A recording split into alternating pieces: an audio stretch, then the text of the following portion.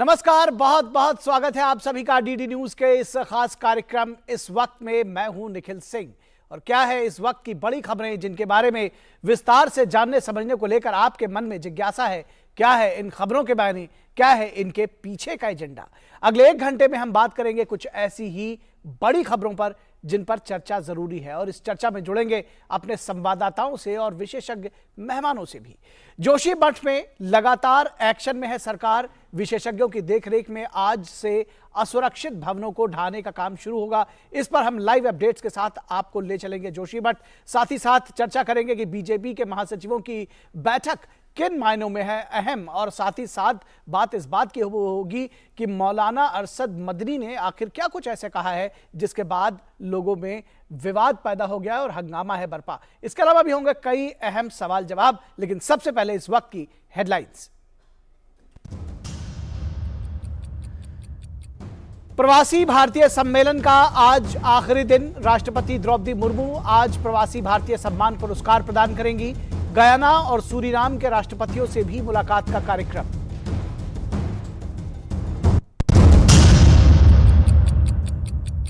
जोशीमठ में लगातार एक्शन में सरकार। विशेषज्ञों की देखरेख में आज से असुरक्षित भवनों को ढहाने का काम शुरू।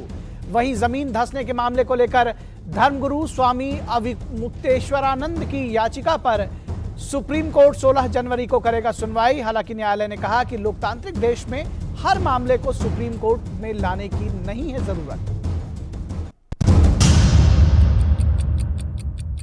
लोगों की आर्थिक प्रगति के लिए महत्वपूर्ण है वित्तीय समावेशन। कोलकाता में G20 वर्किंग ग्रुप की बैठक में केंद्रीय मंत्री अर्जुन मुंडा ने कहा, समान अवसरों और समावेशी विकास का हिमायती है भारत।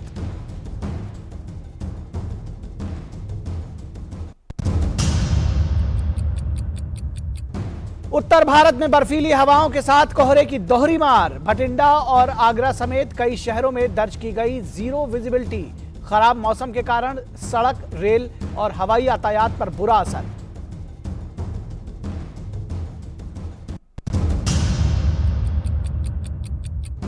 और अंतर्राष्ट्रीय सीमाओं से होते हुए दुनिया के सबसे लंबे रिवर शिप क्रूज के लिए पूरी तरह तैयार है MV गंगा विलास।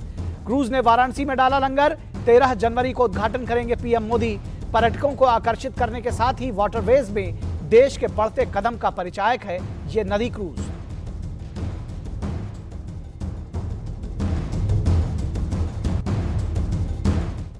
तो सबसे पहले बात इस वक्त में सियासत की, किस तरह से मिशन 2024 में और आगामी विधानसभा चुनावों की तैयारियों में जुटी हुई है बीजेपी। आगामी विधानसभा चुनावों पर बीजेपी में चर्चा है। बीजेपी अध्यक्ष जेपी नड्डा ने की राष्ट्रीय महासचिवों के साथ एक महत्वपूर्ण बैठक। ये बेहद महत्वपूर्ण बैठक कही जा रही है इन मायने में भी कि इसमें आगामी लोकसभा और आने वाले 9 राज्यों के विधानसभा चुनाव को लेकर चर्चा हो रही है। मिशन 2024 की रणनीति को मूर्त रूप देने और उसकी समीक्षा करने में जुटी हुई है भारतीय जनता पार्टी। इसके साथ ही 9 राज्यों में होने वाले विधानसभा चुनावों के लिए रणनीति पर भी महासचिवों के साथ चर्चा हुई है। इस बैठक में इसके अलावा कुछ सामाजिक मुद्दे भी उठाए गए हैं। बैठक में G20, एक भारत श्रेष्ठ भारत और पार्टी के प्रवास कार्यक्रम सहित तमाम मुद्दों पर विस्तार से चर्चा हुई है। राष्ट्रीय कार्यकारिणी की बैठक से पहले होने वाली इस बैठक को संगठनात्मक तैयारियों की दृष्टि से बेहद महत्वपूर्ण माना जा रहा है। इस बैठक में BL संतोष, तरुण चुग, अरुण सिंह समेत सभी महामंत्री मौजूद रहे और उनके साथ में विस्तार से अध्यक्ष ने चर्चा की। कई राज्यों में इस साल होने वाले विधानसभा चुनावों को लेकर बीजेपी की राष्ट्रीय कार्यकारिणी की बैठक 16 और 17 जनवरी को नई दिल्ली में होनी है। कार्यकारिणी की बैठक में प्रधानमंत्री नरेंद्र मोदी, केंद्रीय मंत्री और देश भर के वरिष्ठ भाजपा के नेता शिरकत करेंगे। 2023 में त्रिपुरा, नागालैंड, मेघालय, कर्नाटक, मिजोरम, छत्तीसगढ़, राजस्थान, मध्य प्रदेश और तेलंगाना सहित 9 राज्यों में चुनाव होने हैं। ऐसे में भारतीय जनता पार्टी में बैठकों का दौर जारी है और सिर्फ बैठकों के दौर तक ही ये सीमित नहीं है, बल्कि रैलियों और तमाम जो भ्रमण कार्यक्रम है उसमें भी बीजेपी जुट चुकी है। 2023 में होने वाला चुनावी दंगल ये बताएगा कि देश में राजनीतिक हवा किस राजनीतिक दल के पक्ष में बह रही है। तो कुल मिलाकर बेहद महत्वपूर्ण रही है ये बैठक जो आज संपन्न हुई है। बीजेपी अध्यक्ष जेपी नड्डा ने पार्टी के महासचिवों के साथ में बैठक की। हमारे संवाददाता शैलेंद्र मिश्रा इस पूरी खबर पर हमारे साथ बातचीत करने के लिए जुड़े हुए हैं दरअसल। शैलेंद्र, किस तरह से इस बैठक के महत्व को आप बताएंगे? महासचिवों के साथ ये बैठक तो जरूर कुछ खास चर्चा हुई होगी आज रणनीति के लिहाज से बीजेपी में। देखिए, बीजेपी के जो राष्ट्रीय महासचिव हैं उनके साथ हम देखते हैं कि जब भी मौका मिलता है तो बीजेपी के राष्ट्रीय अध्यक्ष कम से कम महीने में एक बार एक कोशिश करते हैं कि उनके साथ बैठक हो और आगे की जो संगठन की जो रणनीति है उस पर विस्तार से चर्चा की जाए। लेकिन आज की जो बैठक है, दरअसल अगले हफ्ते राष्ट्रीय कार्यकारिणी की 2 दिन की बैठक दिल्ली में होने वाली है, तो उसकी एक पूरी रूपरेखा क्या होगी, कितनी, हम जानते हैं कि राष्ट्रीय कार्यकारिणी की बैठक हमेशा अहम होती है पार्टी के लिहाज से। उसमें आगे का प्रस्ताव और एक रणनीति और दिशा मिलती है जो बीजेपी के कार्यकर्ताओं को, उस पर एक सहूलियत होती है कि कैसे आगे काम करना है राज्यों में। लेकिन चूंकि 9 राज्यों में चुनाव है और विस्तारकों की भूमिका को लेकर बहुत चर्चा हो रही है कि पार्टी संगठन के साथ साथ कुछ विस्तारकों को जोड़ेगी जो संगठन के लोगों के साथ मिलकर काम करेंगे चुनाव वाले राज्यों में, लोकसभा सीटों पर भी, विधानसभा सीटों पर भी।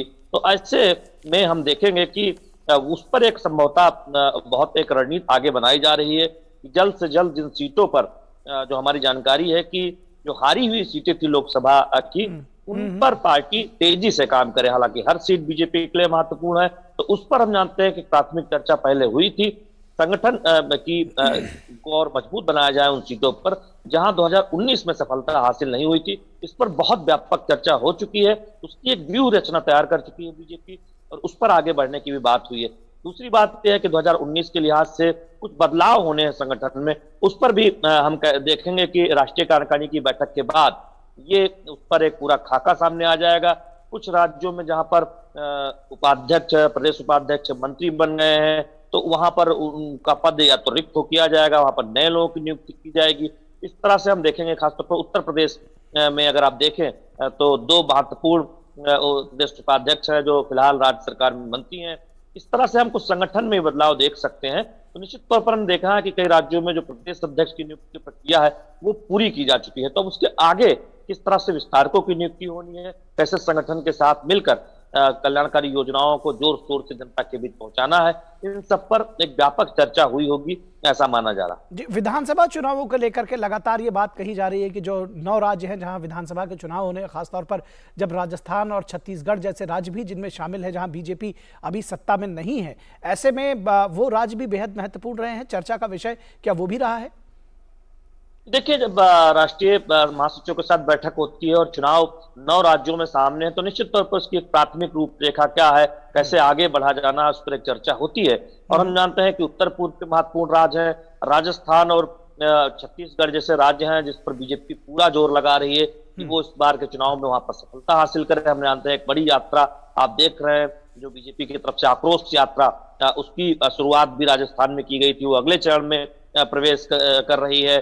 इसके साथ ही साथ तेलंगाना पर बीजेपी का बहुत फोकस है इस बार, तेलंगाना में भी चुनाव होने हैं। तो निश्चित तौर पर हम ये देखते हैं कि बीजेपी राज्य दर राज्य अपनी रणनीति को आगे बढ़ाती है, लेकिन चुनाव वाले राज्यों में जो राजनीतिक गतिविधियां, जो संगठन की गतिविधियां, उसमें तेजी आए, जनता से कनेक्ट तेजी से आगे बढ़ाया जाए, निश्चित तौर पर उस पर भी बातचीत हुई। जी, निश्चित तौर पर एक बात यह भी समझनी है कि जो कार्यकर्ताओं तक पहुंच बनाने की जो रणनीति रही है अभी तक बीजेपी की, जैसे आप देखिए कि पन्ना प्रमुख से लेकर के उनको बड़ी तरजीह देना, जो कार्यकर्ता है उनको तरजीह देना, तो कार्यकर्ताओं के लिहाज से आपने कहा कि संगठन के लिहाज से कहीं ना कहीं एक ओवरहॉलिंग जैसी स्थिति दिखाई पड़ेगी आने वाले दिनों में। तो क्या ये कार्यकर्ताओं को भी कहीं ना कहीं रिवैम्प करने के लिए, उनको थोड़ा उनमें दम भरने की कोशिश के लिए भी कुछ तैयारियां हो सकती हैं? ये देखिए, एक दूसरे से जुड़ी हुई बातें हैं। पहली बात तो है कि जहां पर कुछ बदलाव की जरूरत है वहां बदलाव हम देखते हैं।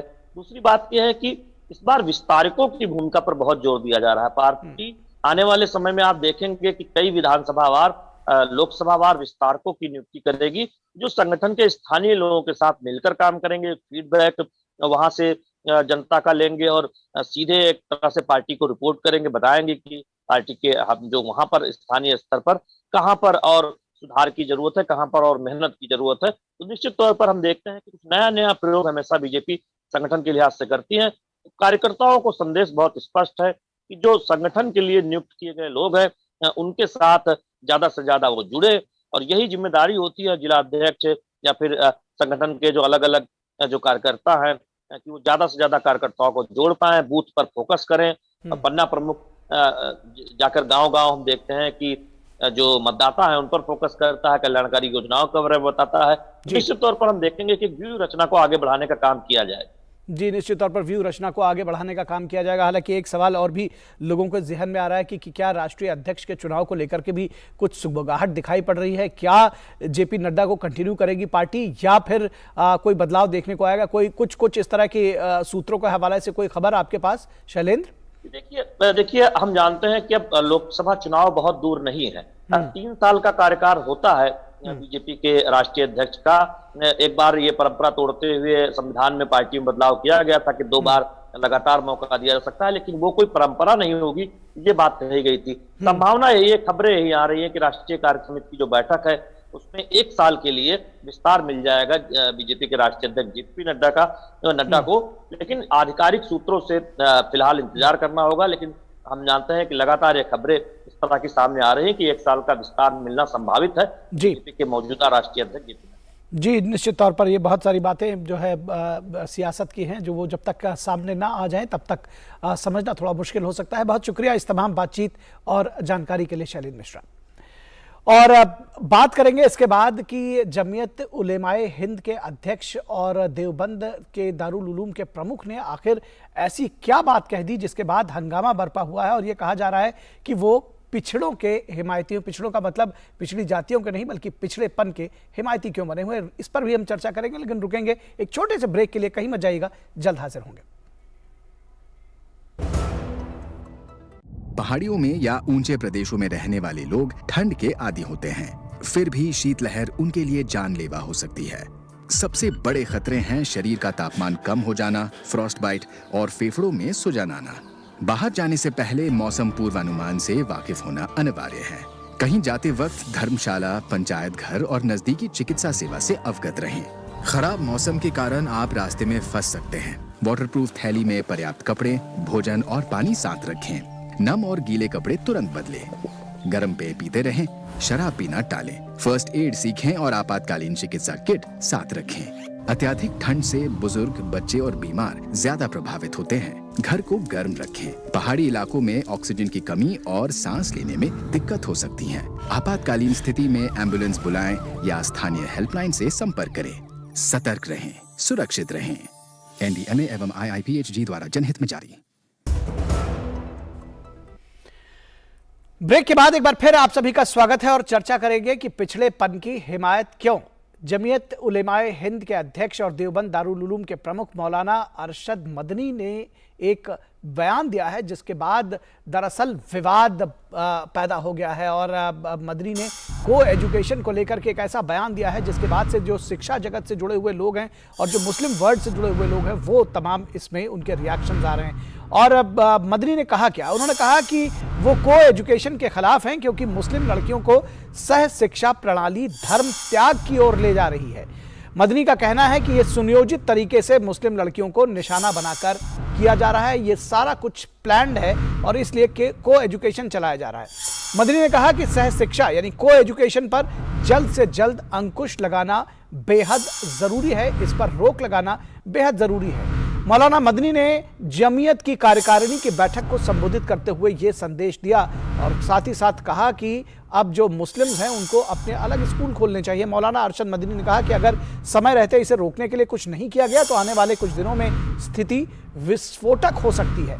मौलाना मदनी ने मुस्लिम समुदाय के लिए लड़के लड़कियों के लिए अलग अलग स्कूल खोलने की मांग की है। ये एक अलग तरह की मांग है और ऐसे समय में जब नई राष्ट्रीय शिक्षा नीति के जरिए सरकार हर बच्चे को शिक्षा देने के लिए प्रतिबद्ध है, मौलाना मदनी की ये तकरीर लड़कियों को की शिक्षा को प्रभावित कर सकती है। सवाल यह है कि इस तरह की मांग रखने से पहले क्या मौलाना मदनी गरीब परिवारों की बच्चियों की शिक्षा के बारे में उन्होंने सोचा? हाल ही में कर्नाटक में हिजाब विवाद ने गरीब परिवार की कई लड़कियों को शिक्षा से महरूम किया और कई लोग थोड़ा डरे कि अपनी लड़कियों को ऐसे समय में शिक्षित होने के लिए ना भेजें। तो क्या मौलाना मदनी भी अपनी इस तकरीर से उसी राह पर चल पड़े हैं? क्योंकि इसका क्या असर होगा ये भी सोचने की जरूरत है। आज जब लड़कियों की शिक्षा को प्राथमिकता पर रखा जा रहा है, क्या मजहब के नाम पर लोगों को गुमराह कर रहे हैं मौलाना मदनी? ये भी एक सवाल उठता है। क्या मौलाना मदनी की सोच को तालिबानी कहना ठीक नहीं होगा, जहां महिलाओं की शिक्षा पर प्रतिबंध है? तो अफगानिस्तान में महिलाओं की शिक्षा पर प्रतिबंध है और इस तरह की अगर सोच लेकर आते हैं मौलाना मदनी, तो तालिबान के साथ अगर उनको जोड़ा जाएगा तो क्या गलत होगा, इस सवाल पर भी चर्चा करेंगे। मौलाना अरशद मदनी का ट्वीट क्या है वो आइए देख लेते हैं। उन्होंने एक ट्वीट भी किया है। उन्होंने ट्वीट किया है कि धार्मिक अतिवाद और नफरत का खेल देश को बर्बाद कर देगा। मुसलमानों को राजनीतिक और शैक्षिक रूप से किनारे लगा देने की कोशिश है। मुस्लिम लड़कियों को धर्म त्याग के प्रलोभन से बचाओ, अपने स्कूल कॉलेज खोले मुस्लिम। तो अपने स्कूल कॉलेज खोले मुस्लिम, ये कहना है मौलाना अरशद मदनी का। और इस पूरी खबर पर बातचीत करने के लिए हमारे साथ में दो खास मेहमान, अंबर जैदी जो कि सोशल एक्टिविस्ट हैं, वो हमारे साथ जुड़ी हुई हैं। साथ ही साथ हमारे साथ में मुफ्ती मंजूर जियाई जो कि चेयरमैन हैं इल्म ओ हुनर फाउंडेशन मुंबई से। मुफ्ती साहब आपका भी स्वागत है, अंबर जैदी आपका भी स्वागत है। और हमारे संवाददाता विकास सिंह लखनऊ से हमारे साथ जुड़े हुए हैं और ज़्यादा अपडेट्स के साथ में। विकास आपका भी स्वागत है। और आपसे ही शुरुआत करेंगे विकास, जो ये तकरीर दरअसल मौलाना की रही है, इसके पहले भी वो कहीं ना कहीं महिला शिक्षा के विरोध में इस तरह की बातें उनके सामने आ चुकी हैं। और अब वो कह रहे हैं कि मैं महिला शिक्षा का विरोध तो नहीं करता हूं, लेकिन को एजुकेशन का विरोध करता हूं। आपने पूरी खबर सुनी है, देखी है, जानी है, समझी है, उसको फॉलो किया है। आपको क्या लग रहा है जो दूसरे धर्मगुरु हैं या जो मुस्लिम समाज के लोग हैं, जो उलेमा हैं, जो पढ़े लिखे लोग हैं, वो इसको किस तरह से ले रहे हैं?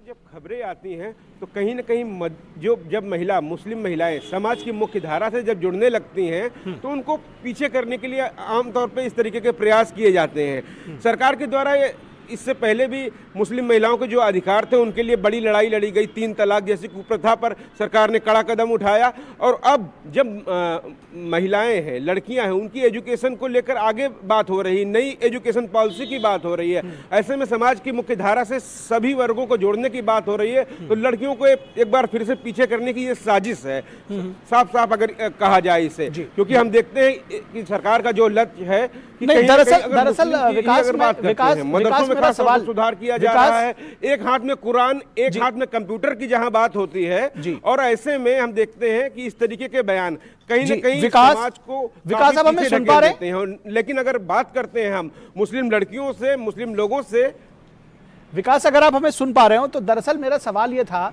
कि जो मुस्लिम वर्ड है, या ये कहा जाए कि जो शिक्षक हैं, चाहे जो छात्र हैं या जो धर्मगुरु हैं, जो उलेमा हैं, वो सारे लोग इस चीज को कैसे ले रहे हैं? जो इनका बयान आया है उन तक, बहुत सारे लोगों तक ये बात पहुंची होगी, वो किस तरह से इसको परसीव कर रहे हैं? क्या उनके रिएक्शंस हैं? देखिए जी बिल्कुल निखिल, अब समाज के लोग आगे बढ़ना चाहते हैं। तमाम सारी चीज़ें देखने को जो मिलती है समाज में, इस तरीके की ये जो बात आई है, अब वो पीछे मुड़ के देखना नहीं चाहते हैं। समाज की मुख्य धारा में वो चाहते हैं जो उनकी जिम्मेदारी उनके परिवार के प्रति है, उनके राष्ट्र के प्रति है, वैसे ही महिलाएं और युवा लड़कियां सोचती हैं कि वो भी कुछ कर सके, वो क्या कुछ कर सकती हैं। और ऐसे में एजुकेशन, शिक्षा ही एक सबसे बड़ा हथियार होती है उनको सफल बनाने में, उनको जीवन में सफल बनाने में। अगर उससे उनको पीछे किया जा रहा है, नई टेक्नोलॉजी से उनको नहीं जुड़ने दिया जाएगा, नई पॉलिसी से नहीं जुड़ने दिया जाएगा, तो कहीं ना कहीं वो पीछे होंगे। अपने हितों के लिए अब धीरे धीरे लोग सजग हो रहे हैं और ऐसी चीजें खासतौर से मौलानाओं की बातों को स्वीकार नहीं करते हैं और आगे बढ़ने की बात करते हैं। जी बिल्कुल, विकास साहब हमारे साथ बने रहिए। मुफ्ती मंजूर जियाई, आपसे जुड़ना चाहेंगे। जो ये तकरीर दी है मौलाना मदनी ने, अगर इसको जब गर्ल एजुकेशन की बात आती है, तो क्या इसी तरह की स्थिति आप तालिबान में नहीं देख रहे हैं, अफगानिस्तान में नहीं दे रहे हैं, जहां तालिबान ने बैन कर दिया है लड़कियों को स्कूल जाने से? आपको लगता है कि इस तरह की तकरीर हिंदुस्तान में और खासतौर पर मुस्लिम वर्ग जिसको आगे ले जाने की एक कोशिश की जानी चाहिए, एक प्रयास किए जाने चाहिए, वहां पर इस तरह की जो बातें हैं वो उनको आगे ले जाने के बजाय पीछे खींचेंगी? बिल्कुल आपने दुरुस्त कहा है। मैं आपको बताऊं कि मैं मुसलसल जॉइंट सेक्रेटरी जो एजुकेशन डिपार्टमेंट के हैं उनके साथ जब प्लानिंग हो रही थी, मैंने कई मरतबा उसमें अपना छोटा सा योगदान दिया। मैं लगातार उस पर डिस्कशन कर रहा था और बच्चियों की तालीम के लिए हम लोगों ने इल्म हुनर की ऑर्गेनाइजेशन इसी चीज पर काम करती है कि बच्चों को तालीम से आरास्ता किया जाए, उनको आगे बढ़ने के लिए हर मुमकिन मदद की जाए। बात जहां तक स्कूल खोलने की, तो स्कूल खोले, हर एक समाज खोले, इसमें किसी को दिक्कत नहीं है, लेकिन इस तरीके से बाइफिकेशन करना, एक दूसरे को बांटने की बात करना, ये किसी भी सूरत से मुनासिब नहीं हो सकता। एक बात हमेशा याद रखी जाए कि मुल्क के अंदर में girls school, boys school, girls college, boys college हैं, अपने अपने तरीके से काम करते हैं। फिर अलग से बनाने या अलग से इसको आगे ले जाने या अलग तरीके कार से बनाने की हमचा जरूरत नहीं है। मैं ये समझता हूं कि मुल्क के अंदर में एजुकेशन पॉलिसी इतनी खूबसूरत तरीके से तैयार की जा रही है ताकि हर एक शख्स पढ़ सके, हर एक बच्चा पढ़ सके, हर एक तालीम याफ्ता हो सके, मुल्क को आगे ले जाने में हर एक का पूरा योगदान हो सके। उस योगदान की जरूरत है, हमें अपना एक रोल अदा करना पड़ेगा एज अ धर्म गुरु, और हम सबकी एक रिस्पॉन्सिबिलिटी है कि अपने बच्चों को, अपनी नस्लों को, अपने कौम के लोगों को, अपने मोहल्ले के लोगों को, अपने मुआशरे के लोगों को तालीम से किसी भी सूरत से जोड़ें, क्योंकि तालीम के बगैर सब कुछ अधूरा है। तालीम वो नूर है जो हम लोगों को दुनिया और आखिरत की रोशनियां देता है, हमें एक दूसरे को पहचानने के तरीके आपने बहुत अच्छी बात कही है मुफ्ती साहब। आपसे ये जानना चाहेंगे, क्या जो मौलाना मदनी की ये जो बात है, इसको अपने समाज के बीच में लेकर जाएंगे, या आप भी इस तरह का कोई आपकी तरफ से भी ट्वीट, कोई तकरीर इस तरह की होगी कि भाई इस तरह की चीजें ना सुनी जाए, ना सही जाए, क्योंकि ये कहीं ना कहीं हमारी बच्चियों के एजुकेशन के राह में रुकावट है? मुझे ऐसा लगता है कि मौलाना मदनी साहब को अपने बयान पर फौरी तौर पर सोचना और फिक्र करने की जरूरत है कि आपका ये पैगाम मिल्लत के लिए, लोगों के लिए, मुल्क के लिए क्या नुकसानदेह हो सकता है या फायदेमंद हो सकता है, या किस संदर्भ में उन्होंने बयान दिया, उन्हें सोचना चाहिए। लेकिन एक बात बहुत वाज़ेह है कि हम सबको मिलकर के मुल्क की तरक्की में अपना योगदान अगर आगे बढ़ाना है, मुल्क को आगे ले जाना है, तो अपने बच्चों को पढ़ाना होगा। हम लोगों के नारे हमेशा शुरुआत से रहे कि छोटी सी आधी रोटी खाओ लेकिन बच्चों को पढ़ाओ, लेकिन ये बच्चों को पढ़ाने, बच्चियों को पढ़ाने के लिए हमें आगे आना पड़ेगा, और हर मौलमाओं को खासकर तवज्जो देनी होगी कि अपने बच्चों बच्चियों को किस तरीके से आगे ले जाएं। बात हम पर यह दाग लगता है, यहाँ पर उठाई जाती है उंगलियां कि उलमा बच्चियों को पढ़ने से रोकते हैं। बिल्कुल नहीं, ना दीन में, ना कुरान में, ना हदीस में इस किस्म की कोई बात नहीं है कि बच्चों को हम तालीम से रोक दें। ये इल्म जो है कॉमन है, हर एक को हासिल करना चाहिए। बात जहां तक है उनके कहने की, तो उन्हें अपने कहने पर जरूर गौर करना चाहिए।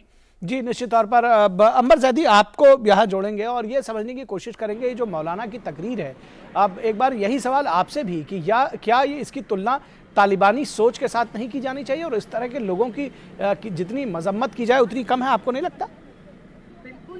क्यों नहीं की जानी चाहिए, बिल्कुल की जानी चाहिए। अगर इनको छूट मिल जाए तो ये तो वही कर देंगे। आप जरा सोचिए, अगर ये देश लोकतंत्र नहीं होता, संविधान यहाँ पर नहीं होता, तो आज शायद भारत में महिलाओं को इनफैक्ट अगर मैं कहूँ खास मुस्लिम महिलाओं की तो बेइज्जती होती जो तालिबान की है। और इनका बस चले, इनके हाथ में सत्ता आ जाए तो ये तो पूरे देश को तालिबान जैसा राज बता दे। आप ये देखिए कि जब भी हम महिलाओं की बात करते हैं, आज दुनिया भर में महिलाएं, कौन सी ऐसी फील्ड है जहां पर महिलाएं नहीं है। और आज ही आप देखिए यूएस में हमारी जो भारतीय मूल की महिला है वो जज बनी है। और कहां नहीं, अब देखिए दुनिया के हर अपना झंडा गाड़ रही है। लेकिन बात जब आती है कि हेलो जी मैं आपको सुन पा रहा हूँ, आप अपनी बात कहें जी।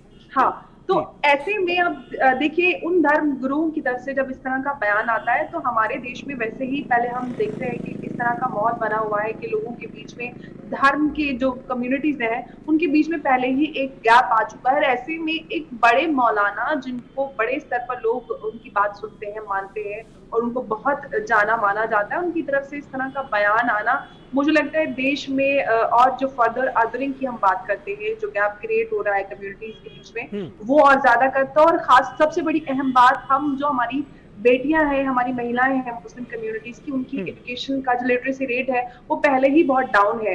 हिजाब विवाद में भी यही हुआ था कि इस तरह के बयान और इतना ज्यादा उसको पॉलिटिसाइज किया गया था जिसका असर बच्चों की एजुकेशन पे पड़ा था।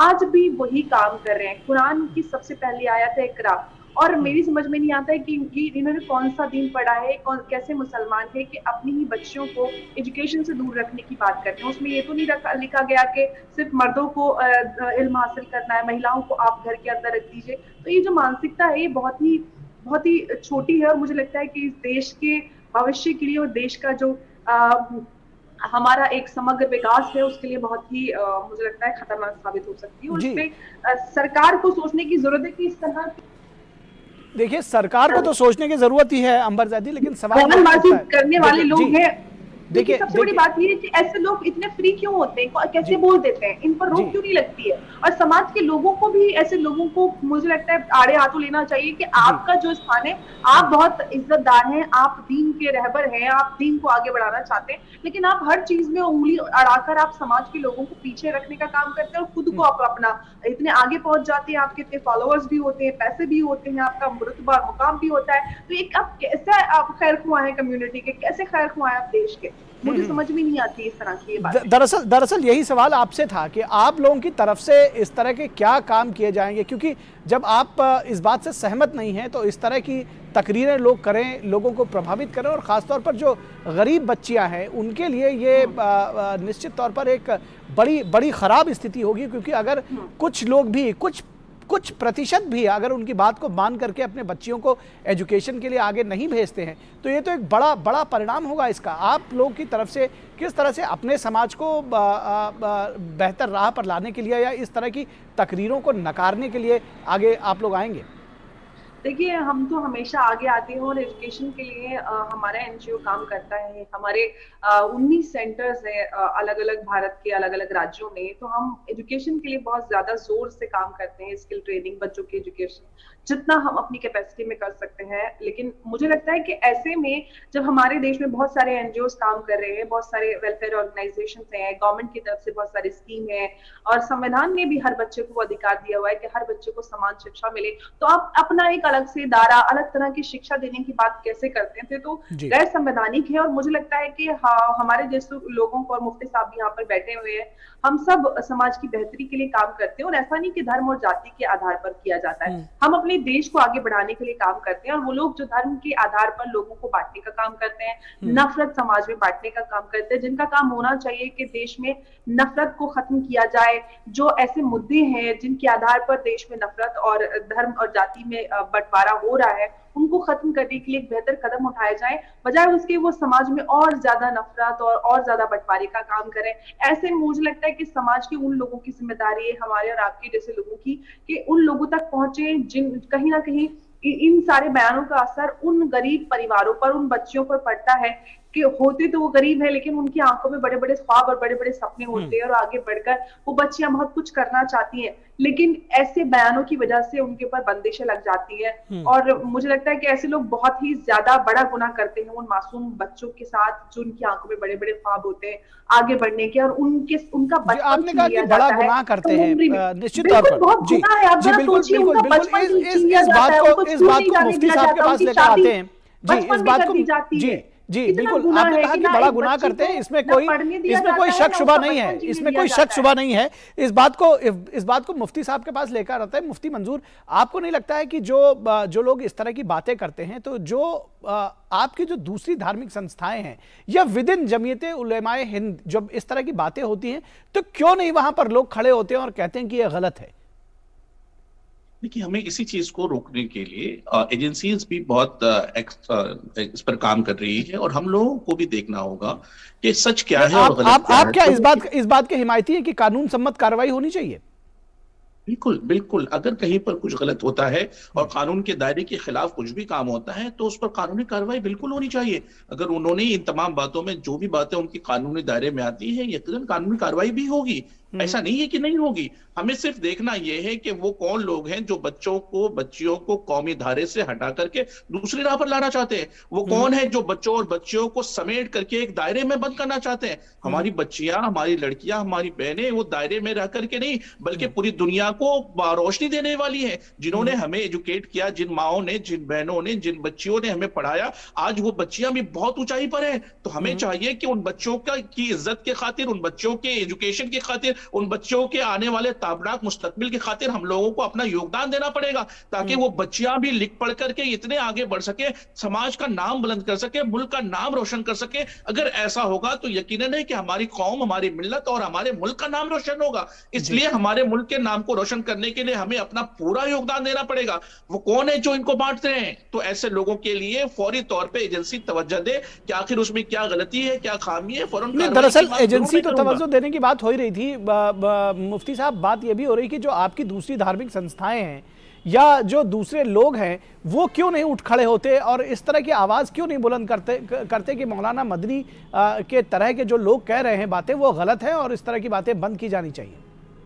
अगर ये बात नहीं होती मोहतरम, तो मैं आपकी टीवी चैनल के माध्यम से कह रहा हूं, ये पूरी दुनिया आपको देखती है, पूरी दुनिया में आपके तस्वीरें और आपकी वीडियोस पोस्टते हैं, तो पूरी दुनिया तक ये मैसेज है। मैं उन तमाम लोगों के लिए मैसेज देना चाहता हूं कि जिनके दिलों में कुछ भी हो, उनको याद रखना चाहिए कि उनके दिलों में मुल्क बसना चाहिए, उनके दिलों में अल्लाह रसूल की मोहब्बतें आनी चाहिए, लेकिन साथ ही साथ पैगंबर ने जो कहा है मुल्क से मोहब्बत का जज्बा और जुनून, वो भी आपके दिलों में होना चाहिए। अपने बच्चों को तालीम से आरास्ता करने के लिए पैगंबर अलैहिस्सलाम ने कहा है, तो हमें चाहिए अपने कौम को, अपने लोगों को, अपने मुल्क के वासियों को तरक्की की तरफ ले जाना है, तो उन्हें रसूलुल्लाह की उस हदीस पर अमल करवाना पड़ेगा जिसके जरिए बच्चे बच्चियां पढ़ करके आगे बढ़ेंगे। क्योंकि रसूलुल्लाह ने फरमाया तलबुल इल्म फरीदतुन अला कुल्ले मुस्लिमी व मुस्लिमा, हर एक मुस्लिम मर्द औरत पर सब पर फर्ज हो जाता है कि वो इल्म दीन हासिल करें, इल्म हासिल करें। जब इल्म हासिल करने के लिए चीन तक जाने का हुक्म दिया पैगंबर ने, तो हम कौन होते हैं बच्चियों को स्कूल से रोकने वाले?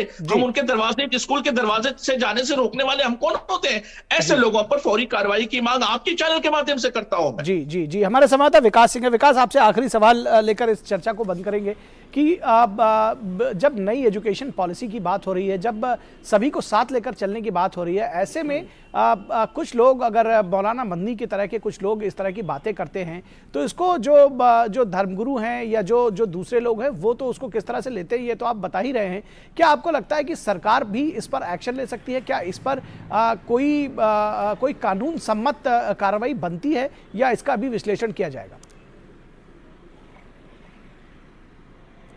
देखिए निखिल, अगर कोई कानून संबद्ध बात बनती है वो तो कार्रवाई की ही जाएगी, लेकिन अगर इस पूरे बयान को हम देखते हैं और समझते हैं तो इसमें कहीं ना कहीं जो डर दिखाया गया है उस मुस्लिम समाज को, धर्म का दिखाया गया है कि धर्म से विमुख हो रहे हैं, धर्म की आड़ में कहीं ना कहीं महिलाओं को एक बार फिर से पीछे कर देना। वो शिक्षित हो जाएगी, वो समाज की मुख्य धारा से जुड़ जाएगी, अपने हक की बात करेगी, अपने अधिकारों की बात करेगी। आप इसको पूरी बात पे तय तक जाएं तो वो समाज की मुख्य धारा से जुड़कर अपना नाम रोशन करेगी, अपने समाज का नाम रोशन करेगी।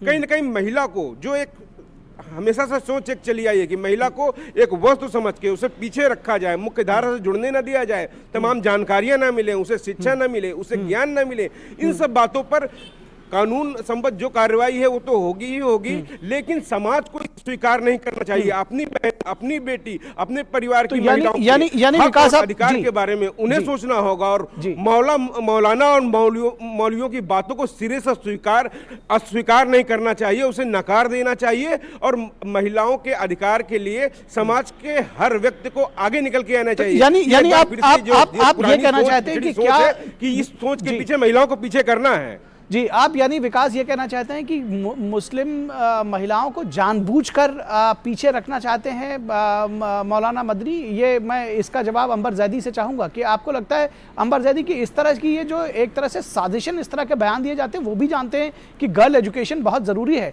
लेकिन अगर गर्ल्स एजुकेटेड हो जाएंगी तो अपनी मांग की बात करेंगी, एजुकेटेड हो जाएंगी तो शायद उनके ऊपर ही प्रश्न चिन्ह लगाने लग जाएं? क्या इस वजह से इस तरह के बयान दिए जा रहे हैं? देखिए, ये पूरी तरह से राजनीतिक है, क्योंकि वो इस्लाम को जानते समझते हैं। अगर वो दीन के इतने बड़े जानने वाले होते और समझने वाले होते और वाकई में दीन के हिसाब से बच्चियों के लिए खास तौर से वो काम कर रहे होते, तो वो इस तरह की बात करते ही नहीं। क्योंकि दीन ने तो सबसे पहले हर एक मुसलमान को, हर एक इंसान को कहा है कि आप इल्म हासिल करो। कुरान की सबसे पहली आयत है इकरा, और हदीस भी इतनी सारी है जिसमें ये सारी चीजें मिल जाएंगी, जिसमें इल्म को इतनी ज्यादा तरजीह दी गई है कि आप इल्म हासिल करें। एक जाहिल इंसान को बहुत ज्यादा बदतर माना जाता है इस्लाम में। अगर एक औरत के लिए या महिलाओं, बच्चियों के लिए इस तरह की बयानबाजी की जाती है बड़े धर्म गुरुओं की तरफ से, तो ये साजिश नहीं तो क्या है, ये षड्यंत्र नहीं तो क्या है? आप चाहते हैं कि आपकी समाज की बच्चियां, महिलाएं पीछे रहें और आप उनको सिर्फ एक हेड काउंट बनाकर रखें ताकि आप उनके आधार पर अपनी राजनीति कर सके। आप दिखावे के लिए तो आप एक मौलाना बनकर रहती है, लेकिन आपके अंदर की ख्वाहिशें होती है कि आप संसद में जाएं और उन्हीं के नाम पर आप मलाई खाएं, आपको बड़ी इज्जत एहतराम मिले, आप दुनिया भर में जाने जाएं। ये किस तरह का इस्लाम आप समझ रहे हैं? किस तरह के आप धर्म गुरु हैं?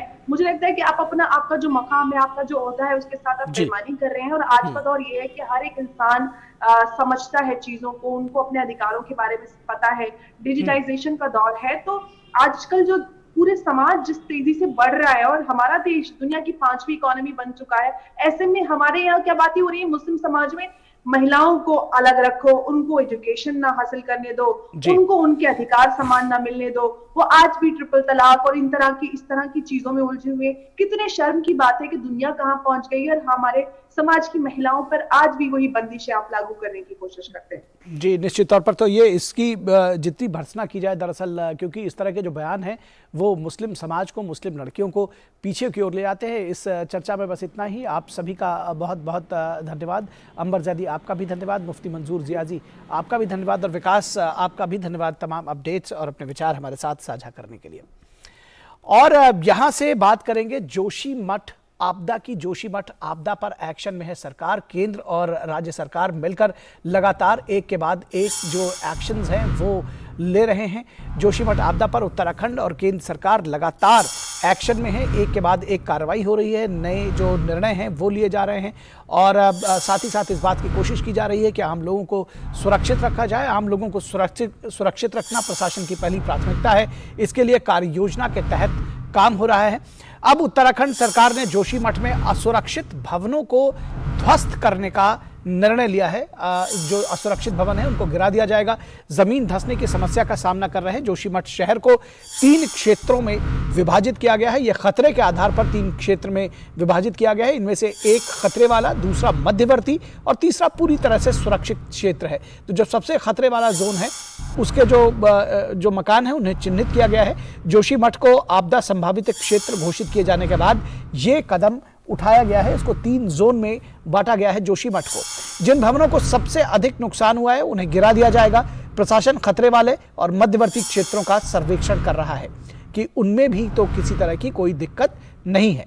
केंद्रीय भवन अनुसंधान संस्थान रुड़की की टीम की देखरेख में आज असुरक्षित भवनों को गिराने का काम शुरू किया जाएगा। वहीं केंद्रीय गृह मंत्रालय की एक टीम आज जोशीमठ का दौरा कर रही है और तमाम अपडेट्स के साथ में वो वहां पहुंच रही है। जो क्रियान्वयन है, जो समन्वय है वो भी देख रही है। इससे पहले जल शक्ति मंत्रालय की एक टीम भू धसाव प्रभावित इलाके का जायजा ले चुकी है। जिला आपदा प्रबंधन प्राधिकरण चमोली के मुताबिक जोशीमठ टाउन इलाके में कुल 678 इमारतों में दरारें पड़ गई हैं। 678 ऐसी इमारतें हैं और 678 इमारतों में सुरक्षा कारणों से अब तक कुल 81 परिवारों को अस्थायी रूप से विस्थापित किया गया है। उनको वहां से हटाया गया है, सेफ जोन में ले जाया गया है।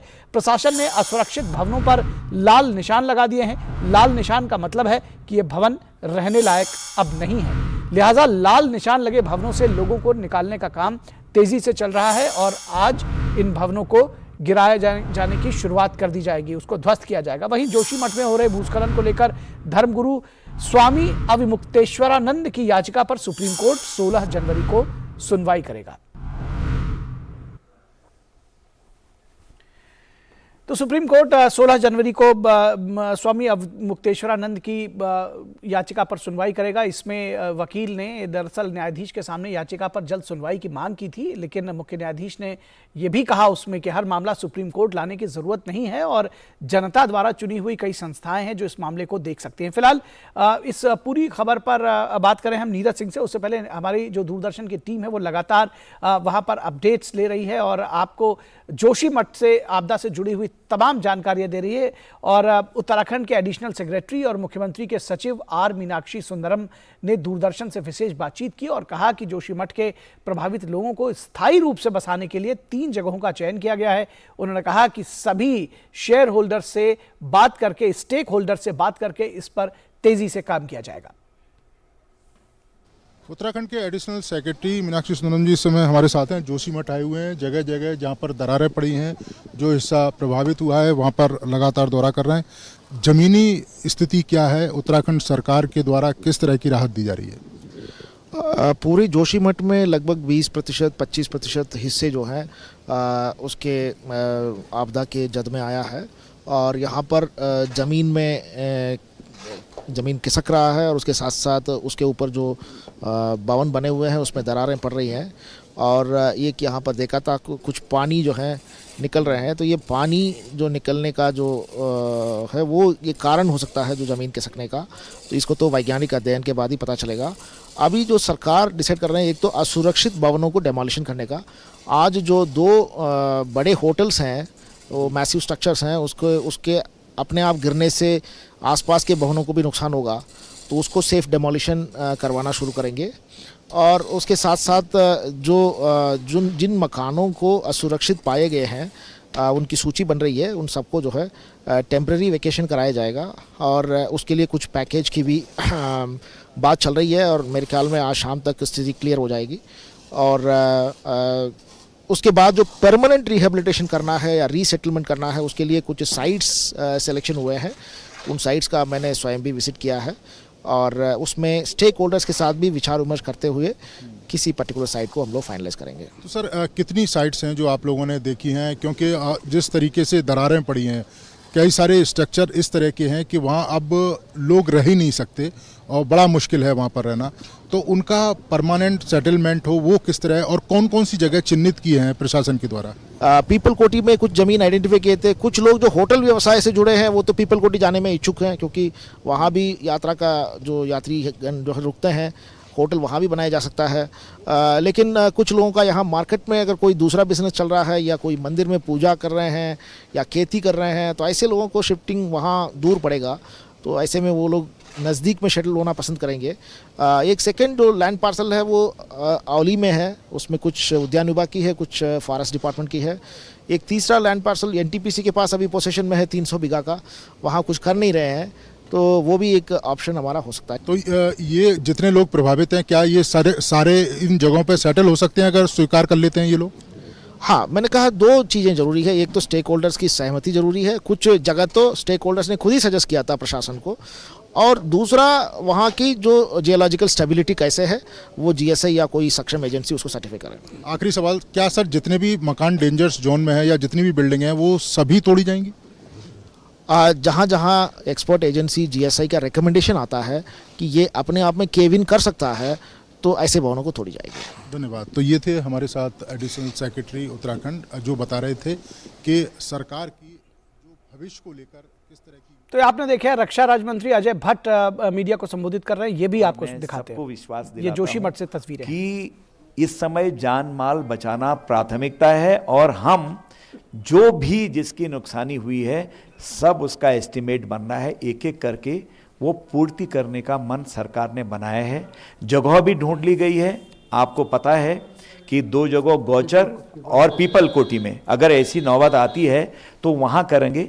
और जो जानवर हमारे घरों में बंद हैं, घरों पे जाना ही पड़ रहा मजबूरी में, उनके लिए भी कैटल शेल्टर बनाना प्रारंभ हो जाएगा कल से।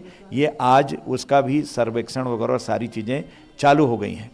जिस प्रकार से जनता को सुविधा होगी उस तरह से हमारी सरकार काम कर रही है। जहां मोदी जी खुद देख रहे हैं, तो मैं सबसे निवेदन करता हूं चिंता न करें, सिर्फ मनोबल बढ़ाए रखें, मनोबल नीचे ना आने दें। तो रक्षा राज्य मंत्री अजय भट्ट मीडिया को संबोधित कर रहे थे। उन्होंने कहा कि लोगों से उन्होंने मुलाकात की है, लोगों का मनोबल बनाए रखना चाहिए, और सिर्फ जो लोग हैं उनको बसाने के लिए ही नहीं जगह चिन्हित की गई, बल्कि उनके जो बाकी साजो सामान है, इवन जो कैटल हैं, जो मवेशी हैं, उनकी भी देखरेख के लिए जो कैटल शेड्स हैं वो बनाए गए हैं। तो हर तरह की सुविधा का ख्याल रखा जाएगा आम लोगों के लिए, और आम लोगों के साथ में इस मुश्किल वक्त में खड़ी हुई है सरकार, ये कहना है रक्षा राज्य मंत्री अजय भट्ट का। हमारे संवाददाता नीरज सिंह इस पूरी खबर पर बातचीत करने के लिए हमारे साथ जोशीमठ से जुड़े हुए हैं। हम आपको बता दें कि जोशीमठ में लगातार डीडी न्यूज़ की टीम जो वहां से जो भी अपडेट्स हैं उसको लगातार कवर कर रही है। नीरज सिंह लगातार वहां बने हुए हैं। नीरज, अभी हमने आपको सुना और जो आपने इंटरव्यू दिया सेक्रेटरी का, उससे भी पता चला कि लगातार जो है कोशिश की जा रही है और नई जगह को ढूंढ भी लिया गया है कि कहां पर जो विस्थापित किए जाएंगे लोग, उनको बसाया कहां जाएगा। क्या कुछ ताज़ा अपडेट्स इस वक्त आप हमारे साथ शेयर करेंगे? देखिए निखिल, बिल्कुल हम ताज़ा अपडेट ही आपको दिखा देते हैं। ये जोशीमठ के 2 होटल हैं निखिल, मल्हारी इन और इसके अलावा होटल माउंट व्यू। जिन होटलों को गिराने की जो प्रक्रिया है वो अब शुरू हो रही है, क्योंकि प्रशासन ने इन होटलों को रेड जोन में घोषित किया था। ये दरार इस होटल में आई थी और जिसकी वजह से ये होटल झुक गया, और ऊपर अगर आप देखें तो ये दोनों होटल एक दूसरे के साथ मिल गए, एक दूसरे के ऊपर झुके हुए हैं। तो यानी कि ये होटल बिल्कुल इस समय खतरनाक पोजीशन में है। यही कारण है कि इन होटलों को गिराने की शुरुआत आज की जाएगी। और अगर आप देखें तो एसडीआरएफ की जो टीम है वो यहाँ पर मौजूद है, और जो दूसरी टीम है उसका वेट किया जा रहा है। उसके बाद यहाँ पर होटलों को गिराने का जो काम है वो निखिल शुरू किया जाएगा। मेरे राइट में दूसरा एक होटल है, अगर आप देखें, होटल नेचर इन। ये होटल भी इसको भी रेड जो निशान है, लाल निशान लगाया गया है, और इस होटल की सीढ़ियां अगर आप देखें बुरी तरह से डैमेज है, और लाल निशान सरकार ने, प्रशासन ने लगा दिया है। इस होटल को भी बाद में कह सकते हैं कि जो विध्वंस है इसका ढहाने का काम है वो किया जाएगा। ये जो रास्ता है वो मेन जोशी मठ का जो मेन बाजार है वो रास्ता है, और यही रास्ता निखिल बद्रीनाथ के लिए जाता है।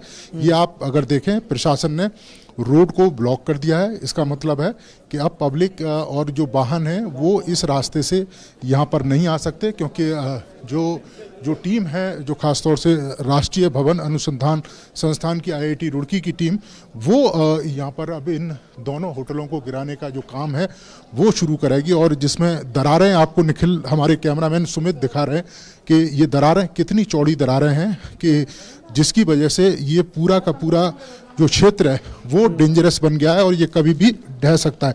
ये सड़कों पर आपको, हमारे कैमरामैन आपको दरारें दिखा रहे होंगे। हम ये दूसरे होटल का कुछ तस्वीरें हैं वो आपको दिखा दें, जिस होटल को ढहाया जाएगा। ये एक तो मल्हारी इन था और दूसरा था माउंट व्यू। आप यहाँ देख सकते हैं कि ये हिस्सा देखिए, ये कितना गैप है इस हिस्से में। पूरी की पूरी जो आगे का हिस्सा है वो अलग अलग दो भागों में बट गया है। तो ये होटल का हिस्सा है, दूसरे होटल का जिसे माउंट व्यू है, और ये आप देखिए कि इस होटल की किस तरह की स्थिति हुई है। यही कारण है कि जो टीमें हैं, खासतौर से राष्ट्रीय भवन अनुसंधान संस्थान आईआईटी रुड़की की, उन टीमों ने ये डिसाइड किया था कि इस दोनों होटलों को गिराया जाए। आप देख सकते हैं यहाँ पे हाइड्रो जो क्रेन है वो मौजूद है। इसके अलावा इस रास्ते को भी अब यहाँ से बंद कर दिया गया है। हालांकि ये सुबह 12 बजे के आसपास ही तोड़ने का काम शुरू होना था, लेकिन टीम की वजह से थोड़ा सा डिले हुई है। और इसके अलावा जो आम लोग हैं वो भी लगातार विरोध कर रहे हैं, और वो इस खतरनाक इमारत को तोड़ने नहीं दे रहे हैं। प्रशासन के लोग बार बार उनको समझा रहे हैं और बता रहे हैं कि ये इमारतें खतरनाक हैं, क्योंकि अगर ये इमारत रहेंगी तो ये कभी भी ढह सकती हैं, और इसकी वजह से जो दूसरी इमारतें हैं उन पर भी संकट आ सकता है। यही कारण है कि इन दोनों इमारतों को ढहाने का काम किया जाएगा, ये दोनों होटल हैं। और उसके बाद जो टीम है वो ये देखेगी कि जोशीमठ में और कौन कौन सी इमारतें हैं जिनको ढहाने की ज़रूरत है।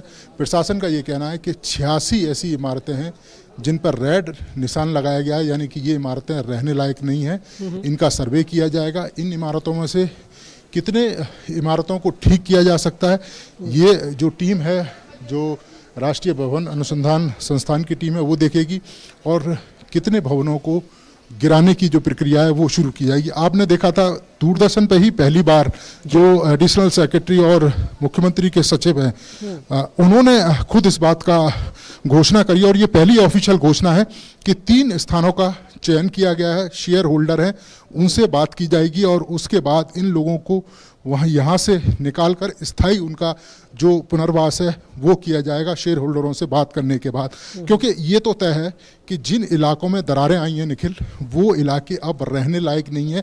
अगर यहाँ के लोग फौरी तौर पर रहना शुरू कर दें तो भविष्य में भी ये संकट बरकरार रहेगा, तो लोगों की जो जान का नुकसान है वो हो सकता है। यही कारण है कि प्रशासन बार बार लगातार लोगों से अपील कर रहा है कि वो प्रशासन का सहयोग करें और प्रशासन पूरी कोशिश करेगा कि उनको स्थायी पुनर्वास दे और अल्पकालिक जो फौरी इंतजाम है उसके लिए भी प्रशासन लगातार तैयारी कर रहा है और 81 से ज़्यादा जो परिवार हैं उनको सुरक्षित स्थानों पर प्रशासन ने पहुंचा दिया है। उनकी तमाम सुविधाओं का ध्यान रखा है, उनके खाने पीने का ध्यान रखा गया, उनके रहने का ध्यान रखा गया, उनके बच्चों के लिए दवाइयों से लेकर दूध, ये तमाम इंतजाम प्रशासन ने कर रखे हैं।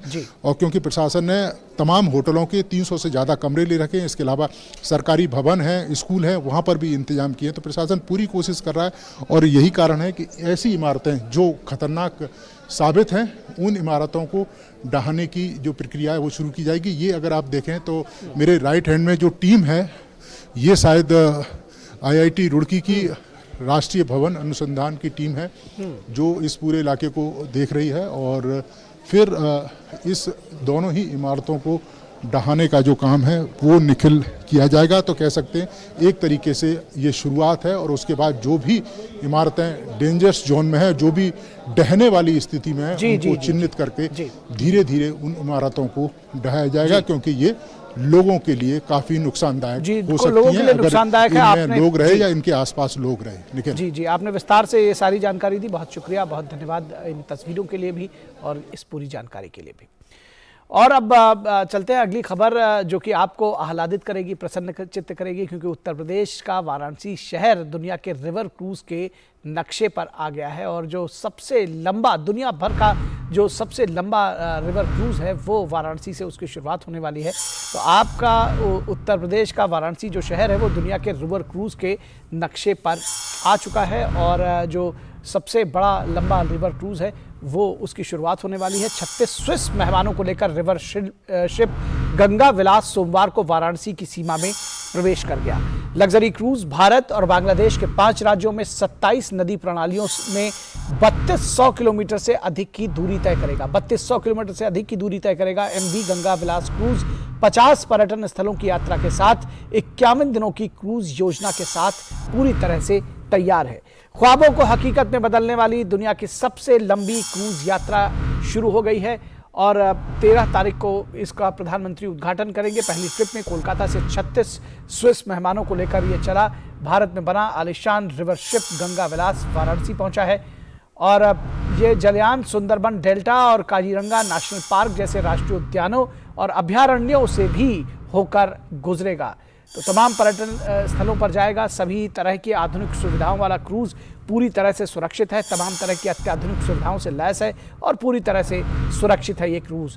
प्रधानमंत्री नरेंद्र मोदी द्वारा 13 जनवरी को वाराणसी में दुनिया के सबसे लंबे नदी क्रूज MV गंगा विलास का शुभारंभ होगा और उम्मीद की जा रही है कि भारत के लिए नदी क्रूज पर्यटन के एक नए युग की शुरुआत करेगा। ये जो नदी क्रूज पर्यटन है MV गंगा, हमारी समृद्ध विरासत वैश्विक मंच पर और आगे बढ़ेगी क्योंकि ये पर्यटकों को देश की आध्यात्मिक, शैक्षिक और सांस्कृतिक विरासत को दर्शाएगी।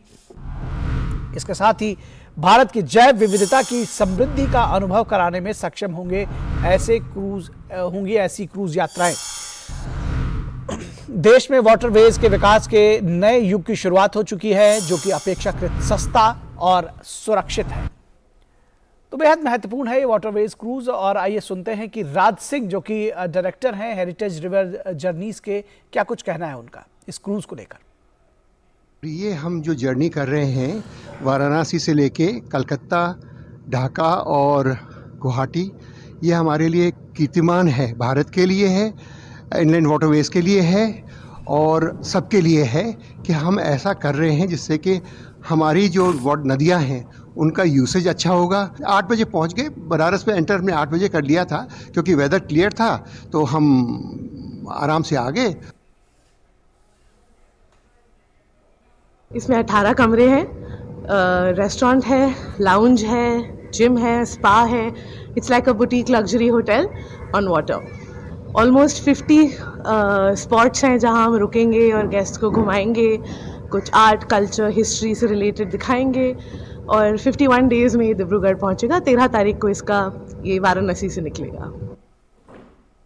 और इस पूरी खबर पर बातचीत करने के लिए हमारे साथ जुड़ चुके हैं हरिकेश बहादुर। हरिकेश, कितना सुखद अनुभव है ये वाराणसी के लिए, वाटरवेज, इनलैंड वाटरवेज के जो चाहने वाले लोग थे और ये चाहते थे कि इस तरह के जो क्रूज का आनंद लेना चाहते थे उनके लिए, और कहीं ना कहीं ये एक नई शुरुआत हो चुकी है। दरअसल ये सिर्फ पहला क्रूज नहीं है, बल्कि इसके बाद इस बात की उम्मीद की जा रही है कि आगे और भी इस तरह के क्रूज होंगे।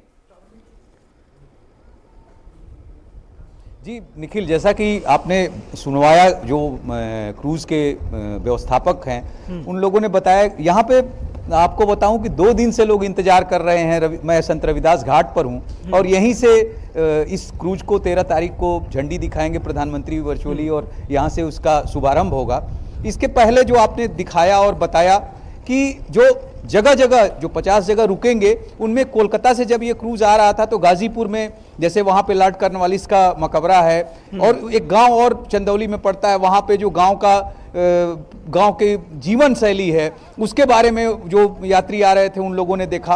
और जब यहाँ पे जो क्रूज जो बता रहे थे, अभी इस पार तो संत रविदास घाट है जहाँ से चलना है, लेकिन गंगा जी के उस पार जो मालवाहक जहाजों के लिए पोर्ट बनाया गया है, अभी वहां पे उसको खड़ा किया गया है गंगा विलास को। जैसा कि आपने दिखाया भी और जो व्यवस्थापक लोग हैं बता रहे हैं कि 52 दिन की लंबी यात्रा होगी। इस जो पूरे विश्व की सबसे बड़ी जो जल मार्ग पे यात्रा होगी और सबसे बड़े पोत में होगी, तो ये अपने आप में एक बहुत ही रोमांचक अनुभव जो उनमें यात्रा करेंगे उनका तो होगा ही, लेकिन जो आपने कहा कि एक शुरुआत है, निश्चित रूप से इतनी बड़ी यात्रा का जो विश्व में कीर्तिमान स्थापित करे, अगर उसकी शुरुआत काशी से हो रही है, जो गंगा से हो रही है, तो निश्चित रूप से ये एक बड़ी शुरुआत होगी और लोगों में उत्साह है इसको लेकर। काशी के लोग भी उस गंगा विलास को देखना चाहते हैं। जब से मैं यहाँ संत रविदास घाट पे कल भी था और आज भी लोग बार बार पूछ रहे हैं कि कब आएगा, और जैसी हम लोगों को जानकारी सूचना दी गई है कि हरिकेश आप अपनी बात जारी रखें। हरिकेश आप अपनी बात जारी रखें, लेकिन मैं आपसे रिक्वेस्ट करूंगा कि आप अपने कैमरामैन से कहें कि वो जो आपके पीछे के दृश्य हैं वो जरूर दिखाते रहें आपकी बातचीत के दौरान। जी मैं अपने कैमरा पर्सन से रिक्वेस्ट करूंगा कि ये मेरे पीछे जो निखिल, चूंकि आपने कहा ना कि क्रूज की शुरुआत जो है, ये दोनों बल्कि 3 ऐसे क्रूज हैं। अलकनंदा एक है, ये स्वामी विवेकानंद है और तीसरा मानेकशा है। ये ऐसे क्रूज हैं जो यहाँ पे जब गंगा आरती होती है या गंगा घाट के दर्शन करने के लिए, और इसमें सैलानी चाहे देसी हो चाहे विदेशी, ये सैलानी इसमें आते हैं। और ये आप समझ लीजिए कि लगभग हर समय इसमें बुकिंग फुल दिखाई देगी, आपको बहुत पहले से बुकिंग करानी पड़ती है। और इसके साथ ही ये जो यहाँ पे मैनेजर हैं उनसे मैंने बात करी, जब परसों नहीं आ पाया, 5 बजे तक का टाइम था गंगा विलास के लिए यहाँ पहुँचने का, तो उन्होंने बताया कि 2-3 दिन तो इन लोगों को भी जो मौसम ऐसा था, घना कोहरा था, जिसकी वजह से इन लोगों को भी अपना कैंसिल करना पड़ा। जबकि गंगा के किनारे काशी शहर में ही यहाँ संत रविदास घाट से लेकर जो नमो घाट, जिसको खिड़किया घाट भी कहते हैं, वहां तक की ही यात्रा ये कराते हैं। लेकिन इसमें भी चूंकि मौसम अच्छा न होने की वजह से वो इनको 2-3 दिन के लिए, तो जो गंगा विलास चला था जिसका हम लोग बड़ी उत्सुकता से इंतजार कर रहे थे, और वो अपने मंतव्य तक पहुंच गया है। रामनगर का जो पोर्ट है वहां पे पहुंच गया है। संत रविदास जो घाट है जहां से उसको चलना है, चूंकि 13 को चलना है, तो ऐसी हम लोग को जानकारी दी गई कि 12 तारीख को जहां मैं अभी हूं संत रविदास घाट पे, वहां पे वो लाया जाएगा। जी यहाँ पे काफी बड़ी तैयारी चल रही है, चूंकि एक बड़ा उत्सव का माहौल होगा, त्योहार का माहौल होगा। और जिन यात्रियों को जाना है वो आज फ्लाइट से, जो हम लोगों को जानकारी दी गई कि 1:45 की फ्लाइट से वो जो लाल बहादुर शास्त्री अंतर्राष्ट्रीय हवाई अड्डा है वहां पे वो लोग उतरेंगे। तो वो लोग भी आ चुके हैं, और जो यात्री चल रहे थे, कोलकाता से आ रहे थे, वो उन लोगों को भी चंदौली के पास जहां ये गंगा विलास रुका था वहां से उन लोगों को भी यहाँ पे ठहराया गया है, यहाँ के होटल लेकर आए हैं, उनको ठहराया गया है। कुल मिला के जो ये क्रूज हैं इनसे तो लोग परिचित हैं ही, लेकिन जो गंगा विलास है एक बहुत लंबी यात्रा तय करेगा जल मार्ग में, वो उसको लेकर लोगों में रोमांच है, लोगों में उत्साह है, भी है। बिल्कुल वो जानना चाहते हैं कि किस तरह। जी बिल्कुल बिल्कुल, निश्चित तौर पर। और तो ये जब यहाँ पे आएगा तो मुझे लगता है कि ज्यादा लोग उसको देखने के लिए आएंगे कि किस तरह का वो गंगा विलास ज्यादा है, लोग उसको देखने के लिए आएंगे और सुविधाओं से युक्त है। दुनिया तो की अभी सबसे तो लंबी ये क्रूज यात्रा है तो अपने आप में रोमांचक होगी, अपने आप में बहुत कुछ अनोखा होगा। और भारत की जब इनलैंड वाटरवेज की बात कही जा रही है तो ये उसमें एक मील का पत्थर साबित होगा, ऐसा सभी को उम्मीद है। बहुत शुक्रिया हरिकेश इस तमाम बातचीत और जानकारी के लिए। और इस वक्त में वक्त हो चला है आज के देश हित का। हम आपको कुछ ऐसी विजुअल्स दिखाते हैं, कुछ ऐसे तस्वीर दिखाते हैं जो आपको प्रेरित कर सके। वृद्धावस्था में पक्षी उड़ नहीं सकते तो उनके बच्चे उनका ख्याल रखते हैं। हम इंसान इन पक्षियों से बहुत कुछ सीख सकते हैं। पक्षियों के लिए वृद्धाश्रम असल में नहीं होते हैं, ये हम इंसानों की ही देन है। आपको छोड़ जाते हैं इन तस्वीरों के साथ, आप देखिए और सोचिए। कल फिर होगी मुलाकात, तब तक के लिए दीजिए इजाजत। नमस्कार।